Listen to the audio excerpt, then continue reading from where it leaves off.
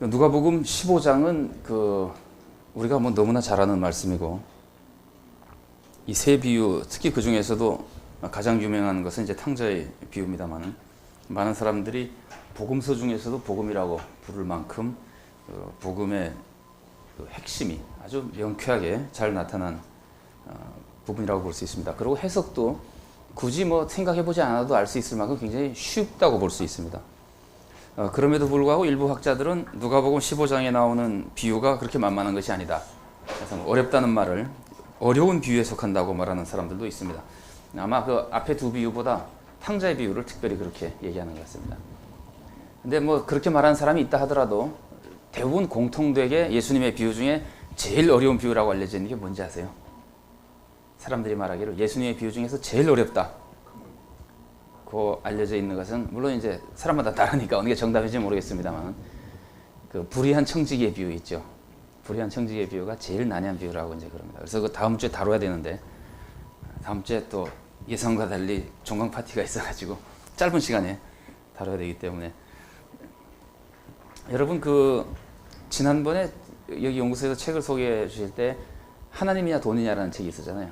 그 책이 16장만 연구한 책이거든요. 기회가 있으시면은 좀 자세히 보실 수 있을 기회가 될 거고요. 다음 주에 하여튼 저희들이 조금 다루려고 그럽니다. 근데 탕자의 비유 같은 경우는 이렇게 쉬워 보이는데 왜 그걸 어렵다 그러느냐? 그런 다음에는 아마 이런 거가 좀 어려운 점인 것 같아요. 주제가 무엇이냐?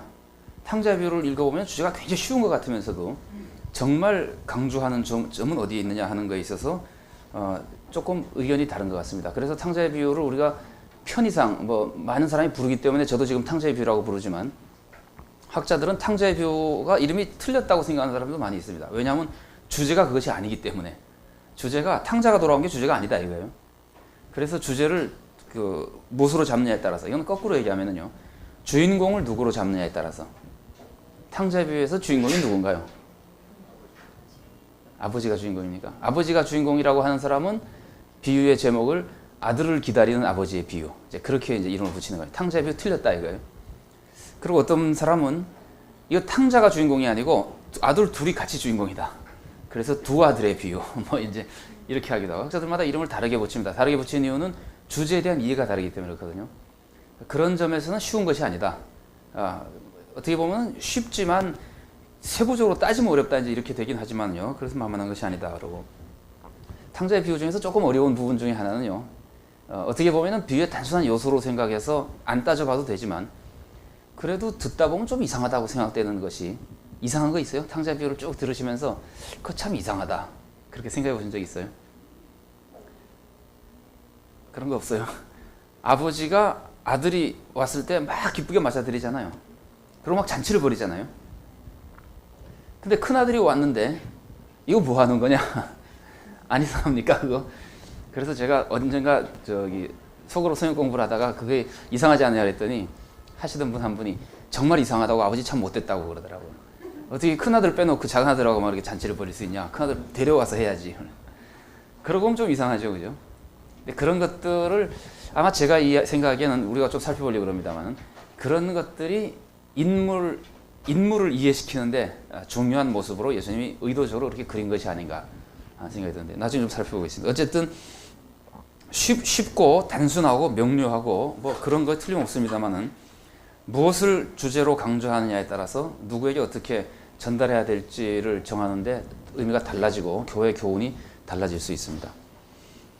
이제 우선 비유의 위치에 대해서 좀 살펴보면요, 15장 세 비유가 다 붙어 있기 때문에 15장 자체의 위치를 살펴보면은, 우리가 지난번에 여행 이야기 부분이라는 말씀을 나눴습니다만, 누가복음 15장은 여행 이야기 부분에 있습니다.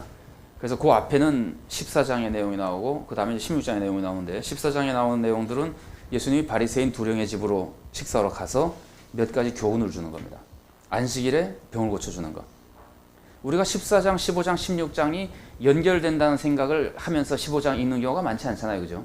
되게 습관적으로. 그러나 연결이 되는가 하는 걸 우리가 잠깐만 생각해 본다 하더라도, 14장에서 처음에 예수님이 안식일에 병을 고쳐주시는 것은 규범을 강화하면서, 이제 바리새인들의 무리잖아요. 바리새인 두령의 집이니까 그런 부류 사람들이 모였을 텐데, 그 사람들이 율법을 강조하고 유대교의 규범을 강조하면서 그 사람들이 규범을 강조하고 지킨 사람들에 대한 우월감, 특권을 강조할 때 사람들이 생기는 모습이 자기들의 세계를 구축하고 거기에 들어오지 못하는 사람들을 뭐랄까요, 비하하고 배척하는 경향이 생기게 됩니다. 그러면은 15장에 나오는 비유와 연결될 것 같은 생각이 좀 들죠. 분위기가. 두 번째로 나오는 것은 예수님이 상좌를 막 택하려고 하는, 높은 자리에만 앉으려고 하는 사람들 보고 낮은 데로 가라, 높은 자리에 앉지 말라, 이런 말씀을 예수님께서 하시거든요. 높아지려고 하지 말고 낮아지려고 하라고 하는 것이, 낮아지려고 하는 사람들만 낮은 사람을 영접할 수 있습니다. 왜냐하면 그 당시 사회는 그 누구와 같이 식사했느냐에 따라서, 지금도 그렇지만 지금보다 훨씬 더 누가 같이 식사했느냐는 것만 가지고 그 사람의 지위가 막 변화가 생길 정도거든요. 그러니까 예수님 14장에서 7절부터 11절에서 낮아지라고 얘기한 다음에 예수님이 주신 명령이 너희들이 잔치를 베풀면은 비천한 자들을 청해오라. 이 두 가지는 사실은 구성상 연결되어 있는 거예요. 낮아지려고 하는 사람이 아니면은 절대로 장애인이나 그 가난한 사람들을 청해가지고 식사를 할 수가 없습니다. 그렇게 하는 순간 자기가 낮아지는 거니까. 그래서 그런 교훈을 예수님께 주고 계시는데, 높아질 것들을 포기하고 낮아지려고 하는 사람, 비천한 사람들을 받아들이려고 하는 사람이 아니라면은, 항상 높은 사람들끼리만 모이고 아니면 자기의 권익을 계속해서 추구해 나가려고 하는 사람들은 역시 비천하고 종교적으로나 사회적으로 힘이 없는 사람들을 배척하게 되거든요. 그러면 탕자의 비유에 나오는 메시지를 상당히 많이 준비시켜주고 있는 모습들입니다.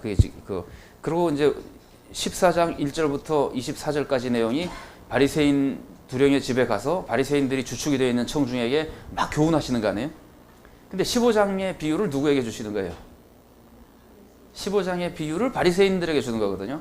그러니까 벌써 거기서 나온 교훈들이 15장에서 나온 교훈과 유사리라고 생각이 들고, 거기서 나타난 바리새인의 모습이 15장의 말씀을 들어야 될 바리새인 모습이라는 것을 염두에 둬야지 15장 이해가 훨씬 더 원활하게 될 수 있게 되는 겁니다.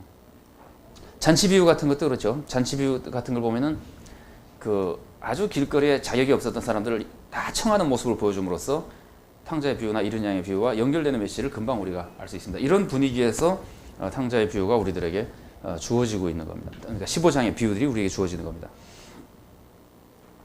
14장 25절부터 35절은 예수를 따르려면은 모든 것을 포기할 정도로, 그러니까 포기할 정도로 어려움을 각오하고 따라야 된다, 이런 교훈을 주시거든요. 그런 교훈들이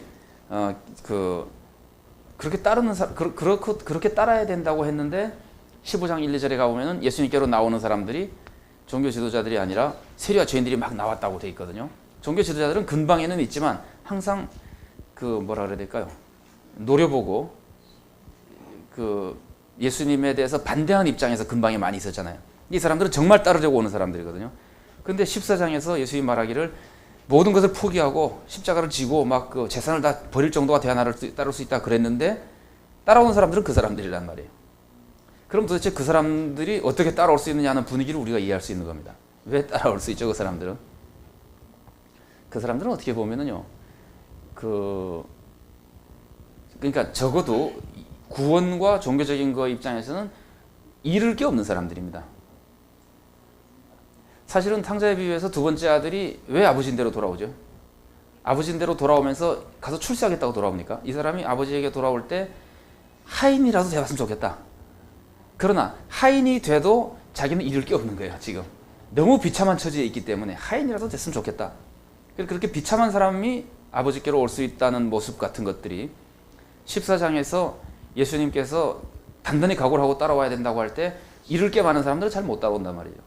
근데 죄인들 이런 사람들은 잃을 거는 별로 없는 거죠. 종교적으로 적어도 정말 구원이라고 하는 거를 이분만이 주시는데 라고 이제 따라오게 되면은, 그래서 그런 모습들이 이렇게 조금 중첩되면서 15장을 준비시켜 준다고 볼 수 있습니다.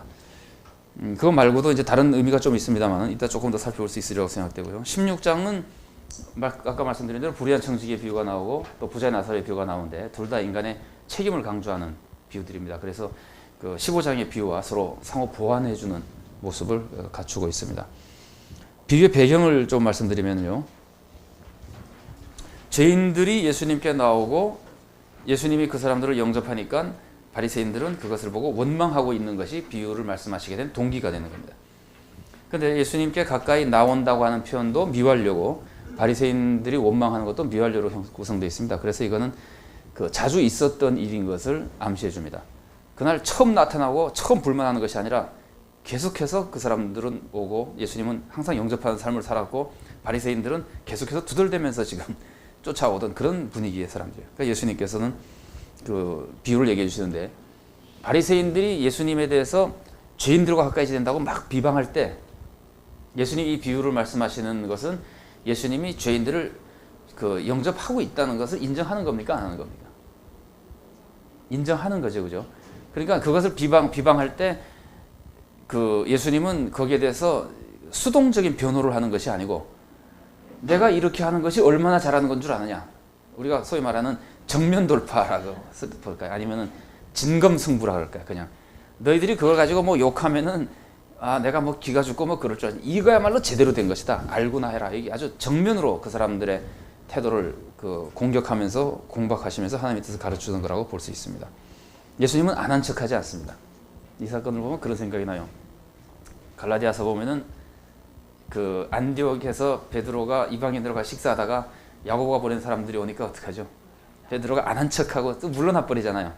그래서 이제 그랬다가 바울인데 야단 맞죠, 그죠? 베드로가.